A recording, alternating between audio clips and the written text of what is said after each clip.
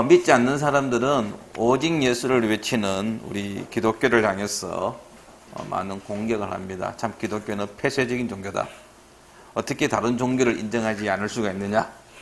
어떻게 예수만을 통해서 우리가 구원받을 수 있단 말이냐? 다른 방법은 없다는 것이냐라고 비난을 하기도 합니다. 부산에서 서울 가는 방법이 다양하고 또 그 길이 여러 가지가 있는 것처럼 우리가 구원을 얻는데 꼭 한 가지 방법만을 고집한다는 것은 그는 기독교의 독단이다. 이렇게 공격을 합니다.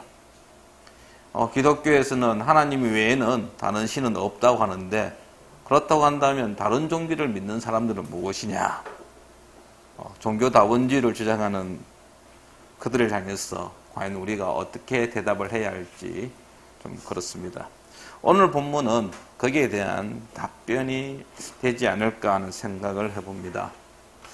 성도 여러분, 우리는 유일신, 하나이신 하나님을 믿기 때문에 유일신을 믿기 때문에 폐쇄성은 어쩔 수가 없습니다. 진리는 하나입니다. 둘 이상 있다고 한다면 그건 진리가 아니죠. 진리는 절대적입니다. 신적 존재에 있어서도 마찬가지입니다. 신이 초월적 존재라고 우리가 말한다면 과연 둘 이상이 필요하겠느냐 하는 것입니다. 바다의 신이 따로 있고 강의 신이 따로 있고 산의 신이 따로 있고 일본 사람들처럼 부엌의 신이 따로 있고 안방의 신이 따로 있고 이런 식이 된다고 한다면 과연 그것을 신이라고 말할 수 있겠느냐 하는 것입니다. 특정 지역이나 또는 영역에서 제한을 받는다고 한다면 그는 신적 존재라고 말할 수 없다라는 것이죠. 여러분, 신은 한 분만으로 충분합니다. 우리의 구원자도 마찬가지입니다. 구원자도 한 분이면 충분합니다. 둘 이상 있을 이유가 필요가 없다라는 것입니다. 그래서 하나님께서는 우리를 구원하시기 위하여 한 분만을 주셨다라는 것입니다. 익히 잘 알고 있다시피 사도행전 4장 12절에 보면 이를 분명히 하고 있습니다. 다른 이로서는 구원을 받을 수 없나니 천하 사람 중에 구원을 받을 만한 다른 이름을 우리에게 주신 일이 없다라고 말씀은 하고 있는 것입니다. 우주 만물을 창조하셨고 지금도 우리들 가운데서 승리하시는 하나님께서 우리에게 유일한 구원자를 주셨고 그 구원자는 바로 예수 그리스도이십니다. 그래서 우리는 오직 예수만을 부르짖는 것입니다. 하나님께서 우리 예수 그리스도 외에 다른 구원자를 주셨다고 한다면 오직은 빼야 되겠죠. 그냥 예수를 통해서 구원받는다 하면 되지만은 하나님께서 한 분만을 허락하셨고 그분이 예수님이시기 때문에 우리는 아무리 상대방이 뭐라 말한다 할지라도 이 진리만은 놓칠 수가 없다라는 것입니다. 그런데요, 폐쇄성을 가지고 있기도 하지만은 또한 구원에 있어서 어느 종교보다도 개방적입니다. 다른 말로 표현하면 보편성을 가지고 있다라는 것입니다. 하나님께서는 우리를 구원하심에 있어서 그 어떤 차별도 두지 아니했다라는 것입니다. 자, 11절 말씀을 한번 보시기 바랍니다. 우리 같이 한번 읽어보겠습니다. 11절 말씀. 성경에 이르되 누구든지 그를 믿는 자는 부끄러움을 당하지 아니하리라. 여기에 부끄러움을 당하지 아니한다라는 이야기는 심판대에 구원을 받는다라는 것을 뜻합니다. 그렇다면 누가 심판대에 구원을 받습니까? 앞에 보니까 누구든지입니다. 믿는 자인데 그 믿는 자 앞에 붙는 수식어가 누구든지입니다. 모든 사람이라는 것입니다. 요즘 기업체에서 신입 직원들을 뽑을 때 블라인드 테스트를 한다고 합니다. 블라인드 테스트라는 것은 그의 집안이 어떠한지, 학력이 어떠한지, 스펙을 전혀 보지 아니하고 그 사람 한 사람만을 보고 평가하고 뽑겠다는 이야기입니다. 그런데 하나님께서 이미 구원에 있어서 이 블라인드 테스트를 하셨다라는 것이죠. 우리가 갖고 있는 그 어떤 스펙도 하나님은 보시지 아니하신다라는 것입니다. 보신다고 하면 오직 한 가지입니다. 그것은 믿음입니다. 뭐 키가 얼마나 크냐, 몸무게가 얼마나 나갔느냐, 뭐 어느 대학을 나왔느냐, 뭐 어느 집안의 사람이냐, 과거에 어떠한 삶을 살았느냐, 심지어 그거 하나님 따지지 아니하신다는 겁니다. 우리가 과거에 정말 하나님이 싫어하는 삶을 살았다 할지라도 하나님은 그것에 대하여 개의치 아니하신다라는 것입니다. 여러분들 교도소 갔다 오신 분들이 취업하기 힘들다 그러죠. 예. 그 전과자라는 그것이, 그 라벨이 취직할 때마다 발목을 잡아가지고 제대로 취직을 못한다는 그런 푸념들을 많이 하십니다. 우리는 갈 데가 없다라는 이야기를 하는데요. 하나님은 그런 것에 대해서 전혀 개의치 아니하신다는 겁니다. 별을 1개 달았던 10개 달았던, 그가 사람들로부터 어떤 비난을 받았던, 어떤 평가를 받고 있든지 그것은 중요하지 아니하고 오직 믿음 하나만을 보시고 구원하신다라는 것입니다. 이 11절 말씀은 사도 바울이 9장 33절에서 인용했던 말씀입니다. 그것을 다시 인용하고 있는 것은 믿음을 강조하기 위함입니다. 그러면서 바울이 누구든지라는 단어를 덧붙였다라는 것입니다. 이것은 구원이라는 선물이 그리스도를 믿는 모든 사람들에게 주어진다는 사실을 강조하기 위함이라는 것이죠. 바울은 그래서 하나님께서 우리를 구원함에 있어서 차별을 두지 않는다는 것을 구체적으로 설명하고 있는데 그게 12절입니다. 12절에 보면은 유대인이나 헬라인이나 차별이 없음이라 했습니다. 유대인, 헬라인. 대표적으로 초대교회 안에서 구분되어졌던 기준이죠. 유대인이냐, 이방인이냐. 이방인의 대표로서 헬라인을 이야기합니다. 여러분, 당시 고대사회에서는 많은 차별이 있었습니다. 교회 바깥에서는 차별들이 있었습니다. 뭐 남자와 여자의 어떤 성적 차별, 그 다음에 주인과 종, 노예, 가진 자와 가지지 않는 자의 어떤 신분적 차별, 그리고 뭐 로마인이냐, 유대인이냐, 헬라인이냐는 인종적 차별들이 난무한 시대였습니다. 그런 사회 환경 속에서 바울은 이야기합니다. 차별이 없다라는 것입니다. 하나님께서는 그가 누구이든지 간에 그 무엇으로도 차별하지 아니하셨다라는 겁니다. 우리는 이것을 베드로의 고백에서 볼 수 있습니다. 사도행전 10장 34절과 35절 말씀에 보면 베드로가 입을 열어 말하되 내가 참으로 하나님은 사람의 외모를 보지 아니하시고 라고 되어 있습니다. 하나님은 외모를 보지 아니하신다는 것입니다. 우리는 외모에 깜빡 속습니다. 넘어갑니다. 그리고 외모를 참 뭡니까? 소중하게 여깁니다. 그래서 외모를 가꾸기 위해서 많은 투자를 합니다. 그러나 하나님은 그 외모를 전혀 보시지 아니하신다라는 것입니다. 겉으로 드러난 그 어떤 무엇으로도 하나님은 차별하지 않는다라는 것입니다. 과거의 삶에 대해서 하나님은 따지지 않습니다. 아쉽게도 교회는 따집니다. 그 사람의 과거를 알고 있기에 그 선입관, 그 편견이 그 사람에 대해서 끝까지 뭡니까? 부정적으로 보든지 긍정적으로 보든지. 사회는 더 할 것도 없고요. 그러나 하나님은 그렇지 않다라는 것이죠.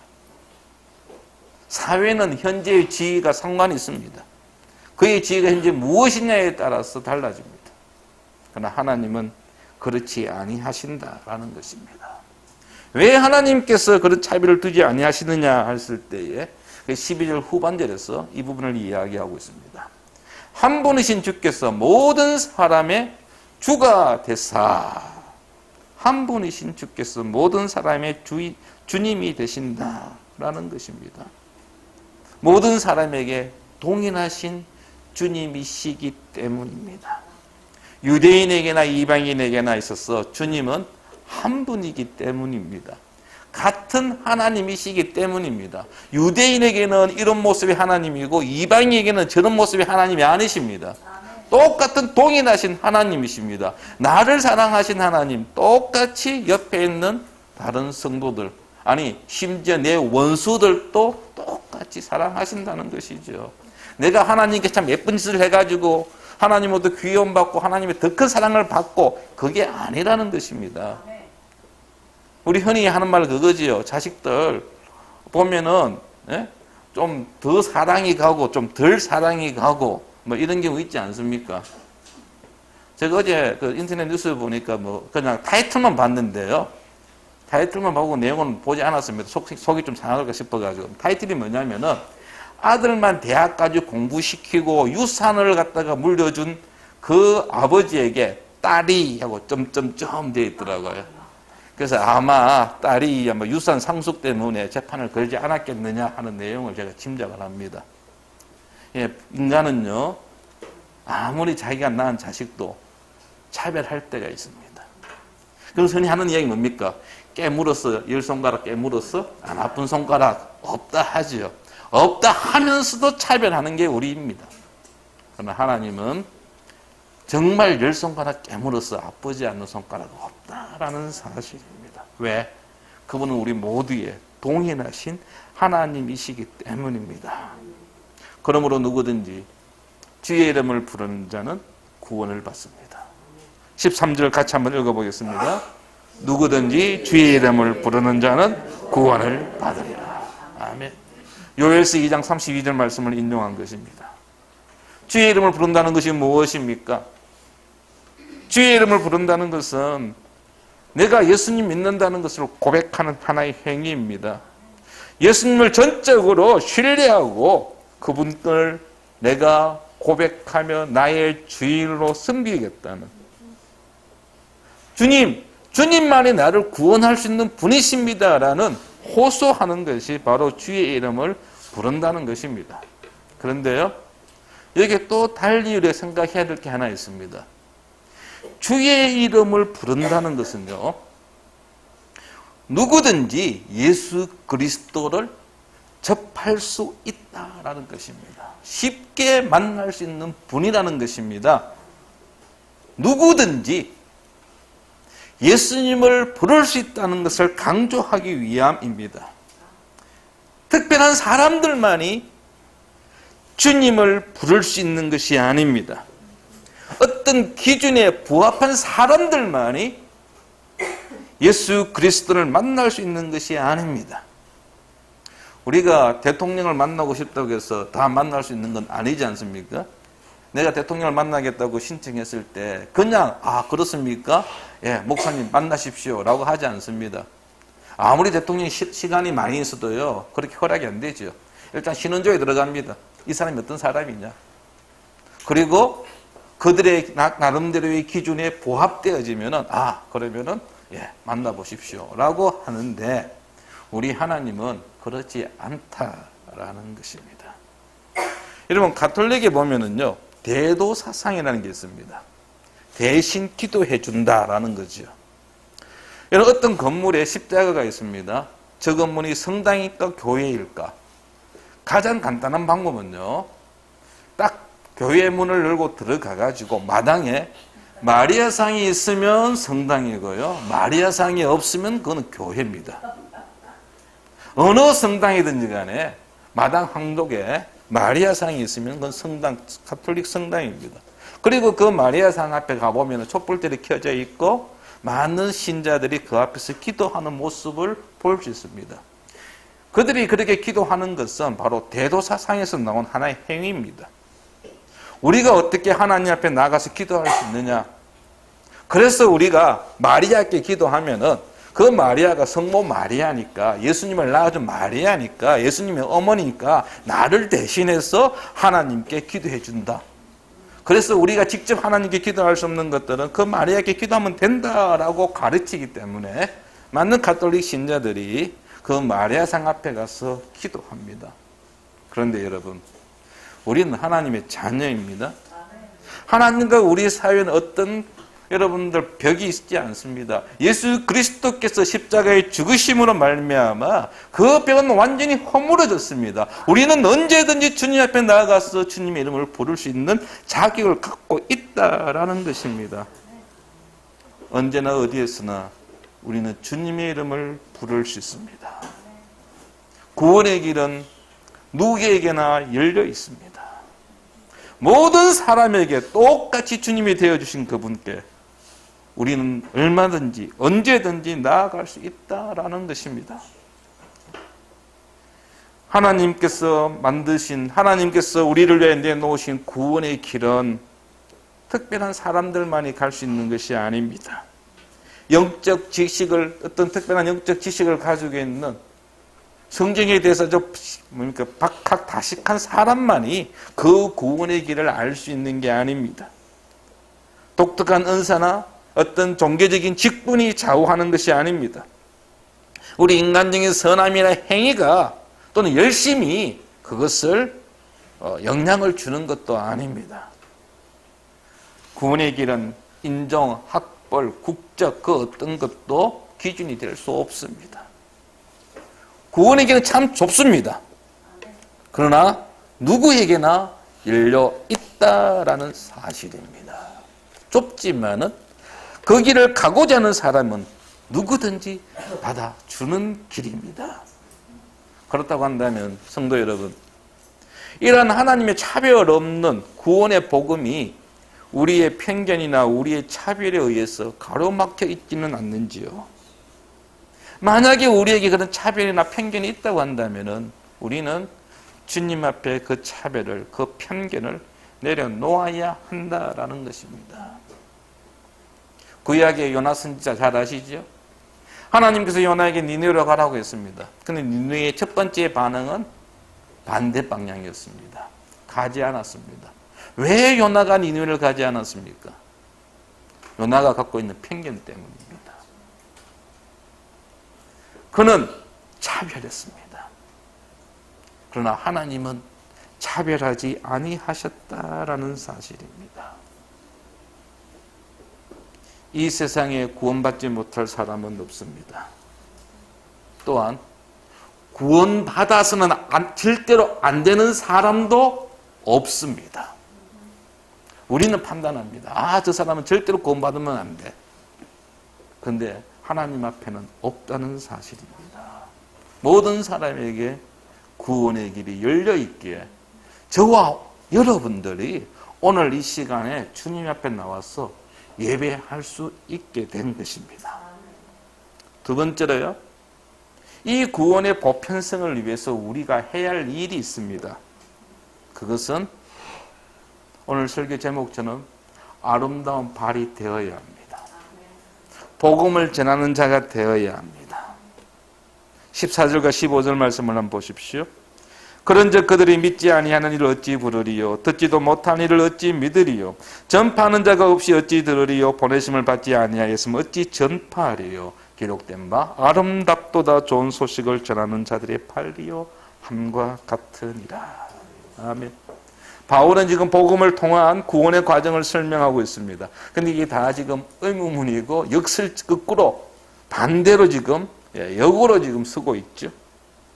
지금 네 가지 복음 전도가 필수 불가결하다는 사실을 보여주기 위해서 네 가지 질문을 하고 있는데요. 이걸 이제 제대로 정리하면 이러죠.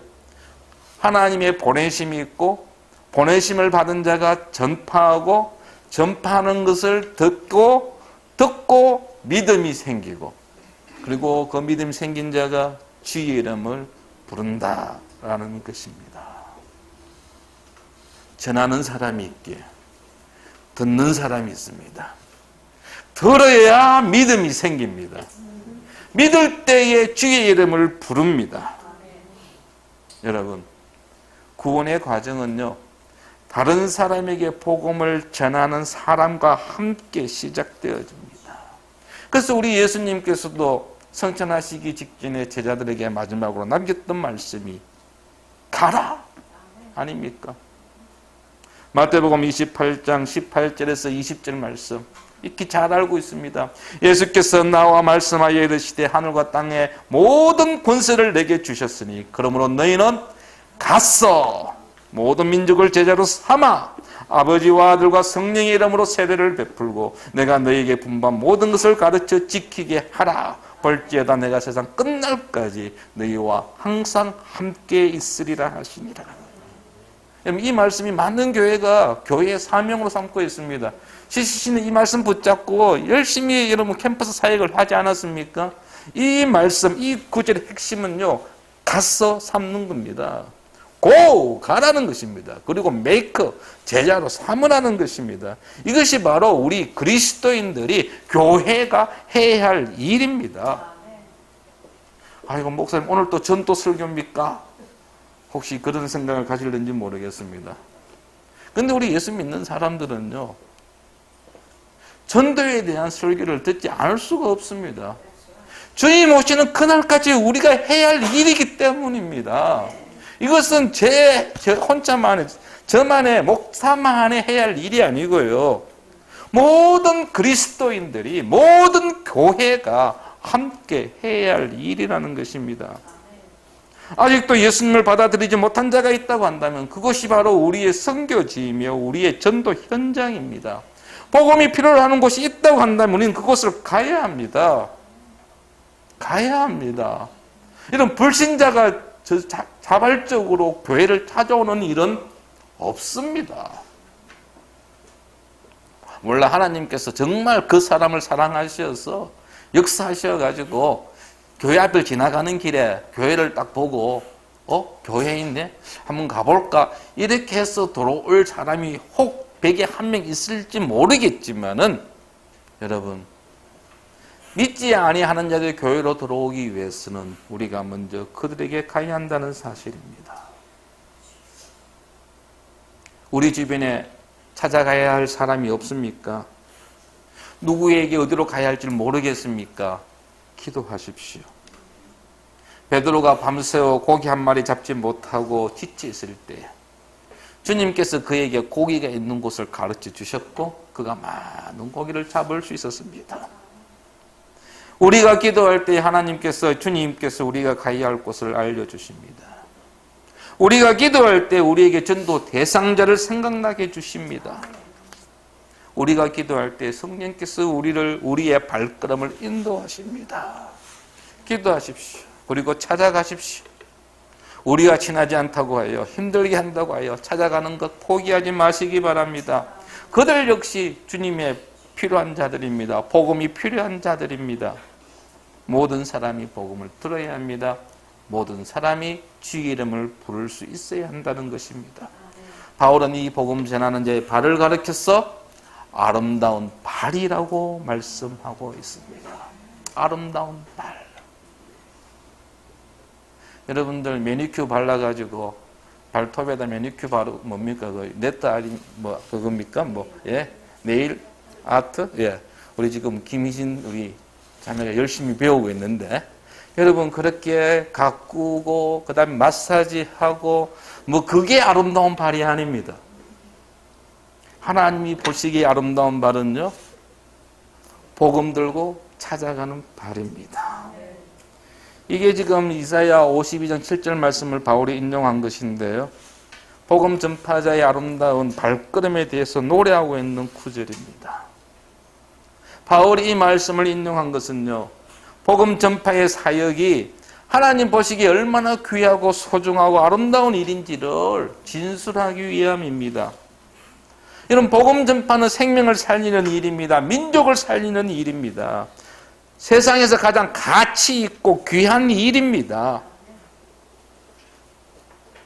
이 발걸음을 닿는 그 사람에게도 복된 발걸음이지만 또한 그 발걸음을 하는 우리 자신에게도 복된 발걸음임을 잊지 마십시오. 우리는 복음에 빚진 자들입니다. 우리에게 복음을 전하는 자가 없었다고 한다면 우리는 복음을 듣지 못하였을 것이고 구원받지 못했을 것입니다. 우리가 복음을 듣기까지에는 수많은 사람들의 아름다운 발이 있었다는 사실을 꼭 기억하시기 바랍니다. 누군가에게 복음을 빚진 우리입니다.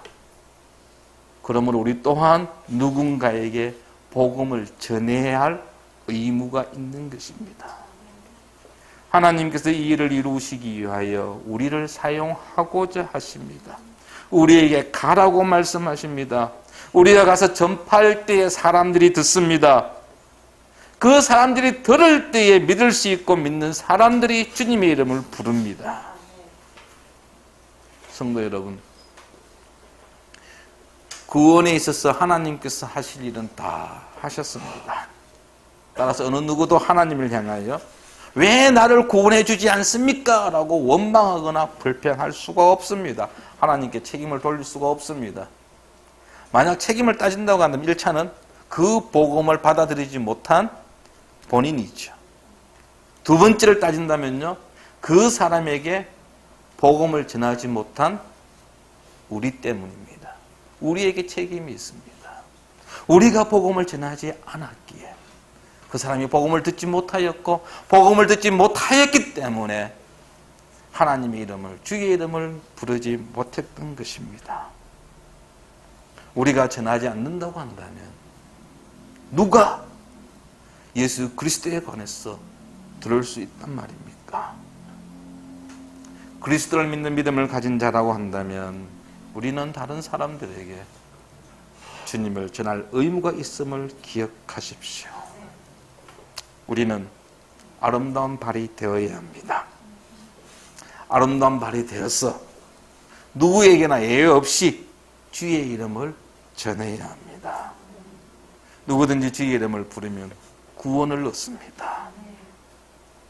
이제 올해 우리 문화초청주일 VIP 초청, 물론 매주 우리가 초청해야 하겠지만 우리가 집중적으로 초청하고자 하는 날이 이제 2주 남았습니다. 특별히는 YN야가 주관하기 때문에 중고등학생들하고 대학생들을 한번 초청해보고자 좀 이야기를 나누었습니다. 그래서 어떤 이벤트를 하면 애들 오겠느냐. 근데 아무리 생각해봐도요, 이벤트하고는 통하지 않는 세대더라고요. 그럼 무슨 선물을 좀 오겠느냐 했더니요, 이 또 중고등학생들하고 대학생이 또 달라요.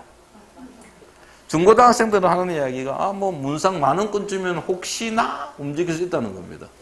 근데 대학생들은 뭐라고 이야기하니까 문상은 필요 없고요, 저희 스타벅스 선불권입니까? 10,000원 정도 충전시킨 거, 그런 카드 주면은 혹시 애들이 움직일 줄 모르겠다 하더라고요. 야, 참 많이 달라졌습니다. 그런데 문제는요, 그런 선물을 준다고 해가지고 애들이 이 자리를 가득 채우느냐? 아니라는 겁니다.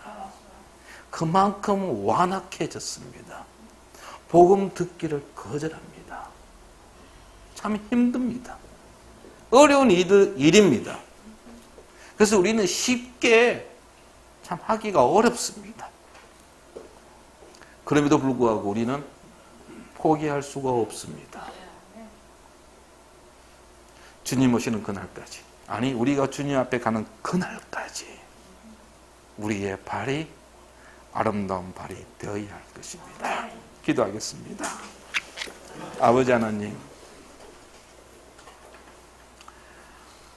우리가 가서 전할 때에 들을 자들이 들을 수 있고 그 말씀을, 그 복음을 들을 때에 믿고 주의 이름을 부를 수 있음을 다시 한번 깨닫게 하시니 감사합니다. 아버지 하나님, 우리 주변에는 아직도 복음을 들어야 할 자들이 많이 있습니다. 주님을 거부하고 하나님 없이 살 수 있다고 말하는 자들이 너무나도 많이 있습니다. 주님, 나 홀로 신앙생활 잘 하다가 주님 앞에 가기보다는 우리 주변에 아직도 예수를 알지 못하는 그들에게 찾아가서 비록 그 과정이 힘들고 어렵다 할지라도 주께서 전하라고 하신 이 복음을 선포하고 전할 수 있는 우리 모두가 되게 하여 주시옵소서. 우리의 발이 아름다운 발이 되기를 원합니다. 예수 그리스도의 이름으로 기도하였습니다. 아멘. 지금은 우리 주 예수 그리스도의 은혜와 아버지 하나님의 크신 사랑과 성령님의 인도 보호하심이 주께서 맡기신 사명 온전히 감당하는 아름다운 발을 가지기를 원하는 우리 모든 성도들을 위해 영원토록 함께 하실지어다. 아멘.